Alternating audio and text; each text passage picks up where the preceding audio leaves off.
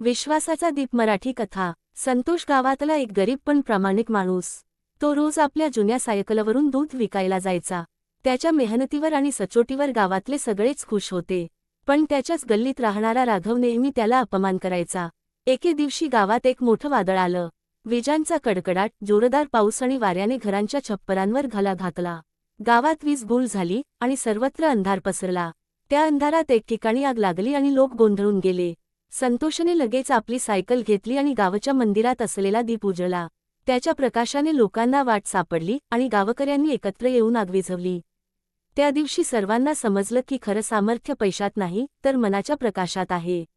तेव्हापासून गावात संतोषला मोठ्या आदराने पाहिलं जाऊ लागलं आणि राघवलाही आपल्या चुकीची जाणीव झाली। त्या दिवशी त्याने संतोषसमोर हात जोडले आणि म्हटलं, खरंच माणूस मोठा त्याच्या पैशाने नाही तर त्याच्या विश्वासाने आणि मनाच्या प्रकाशाने असतो।